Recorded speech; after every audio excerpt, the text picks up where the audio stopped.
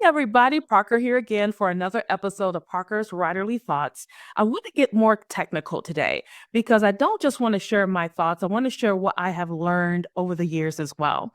One of the things I have learned is writing craft books are essential if you're trying to get better at writing. Now, we also know that getting critiques and getting opinions from other people also do help. But if you're just working on a self-paced progress, to writing craft books, I believe, are highly essential.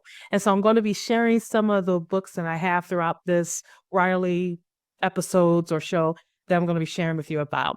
Today, I'm going to share with you the very first book I bought as a writer when I understood that writing craft books are essential. And since then, I have become a hoarder, if you will, of writing craft books that definitely help you to improve your technique so you can execute the message that you're trying to execute. And I think this is important because as writers, we're writing stories, whether fictional or not, there's a message we're trying to execute. We may be wanting to tell a good story, but what are the themes we are exploring in that story? What are we trying to say about these particular characters? What is the takeaway you want your reader to take away from your work? So we need to have the building blocks to execute that message well. So I'm going to share the first book I ever got that helped me understand this. And I should tell you, by this time, as I pull that information up, by this time, I had already written my second book. When I got this book, I already written my second book. I was working on my third, and I saw this pop up, I think online somewhere. I don't remember where it was from, but I saw it online. And when I saw it, I was like, let me get this. It was on sale, 3 books in one. It was on sale as an ebook. And this book is called Writing Active Study by Mary Buckham. And Mary Buckham really changed my whole view about first writing craft books and changed my whole view about how to execute messages about your work. So, writing active setting is a technique used so you use the setting of your story to advance the story that you're telling. Okay. I think I said it weird, but regardless. So, we all have read books where the author will go through a laundry list what the area around the particular character looks like. And it tells about the couches or the walls, something of that nature. But a lot of this information is not very relevant to the story because what starts to happen with those very detailed descriptions, you actually lose train of the story. Now, I don't want to knock it completely because back in the day, they did not have access to ready information like we have access to now. Like I can go on the computer and look up, I don't know, Paris. And one of the stories I'm working on currently right now, I have to look up the Palace of Versailles and go online, look at the Palace of Versailles, look at pictures, look at videos, stuff like that. They didn't have access to things like that back in the day. And so when you were being descriptive, you wanted to orient the reader in where the character was at. That's why you could read something like Tolkien's Lord of the Rings, and you have 500 pages dedicated to the Shire, how the Shire looks. Now, mind you, at the same time, he was getting paid a penny a word, so that can also have something to do with that too. Regardless, setting has always been an underutilized tool. And after I read Mary Buckham's book, I truly understand what that meant. So let's kind of dig into it. So I got the 3-in-1 package. The first book was called Characterization and Sensory Detail. The second book is Emotion, Conflict, and Backstory. And the third book is Anchoring Action as a Character and More. So she gives you all these techniques to help you use setting as a way to advance your story. Now I'm going to go to one part of setting here. And to do that, I need to talk about something. So when you are doing setting, you want to make sure that the reader knows what they're looking at, where they are, but you don't want to distract them, correct? Well, you can use setting to advance the reader through the 5 senses. And one of the 5 senses that I like is smell. You may forget what you see, you may forget what you heard, but you very rarely forget things that you smell. Like if you were to say, what does fried chicken smell like? Or what does X smell like? You more than likely remember because smell is very tactile and we remember it well. So she uses smell as a way to use for active setting. So I'm going to share it here. Just a small excerpt. She says here in the book that I'm reading, the following descriptions come from an interview with a Norwegian scent researcher. She is describing some of the locations she has visited to collect samples of scent. Havana. It smells sensual, a Cuba Libre, a rum, cola, and lime cocktail, coffee, dogs, and freshly washed laundry fluttering on endless balconies. The streets smell like they are crumbling, decaying, rotting. But unlike cities in the United States, Havana has been doing this for centuries. It rots in style.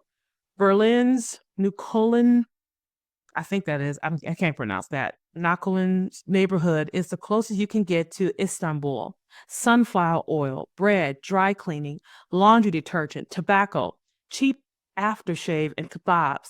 The outlying colonial hacienda de Echegaray district in Mexico City smells of fake leather boots, corn, dust, concrete, cocoa, burnt and moldy earth, plastic, sweat, chili peppers, and hot straws.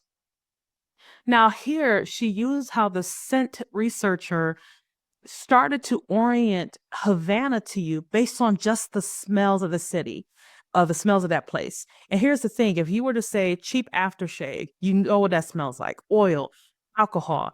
What else she says? It kebabs, sunflower oil. These are things that instantly bring a certain sense to the reader as they're reading the story.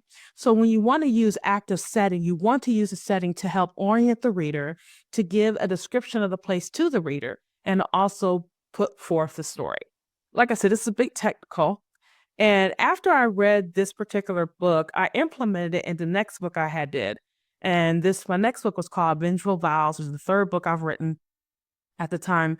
And I was going to read just one quick thing. So in her book, Mary talks about how you can use setting to tell the backstory of the character. Again, I highly recommend you pick up this book, Writing Active Setting. Get all 3 books if you can. But as an author, if you want to take your craft seriously, you want to be able to tell the story and lodge the reader into that story. So I utilize this in my story here, and I'll just read the first couple of paragraphs. Again, this is Vengeful Vows, the third book I wrote. Padded pews still had that disciplinary feel on one's behind. Daffodil wiggled and squirmed in discomfort, wishing she could leave.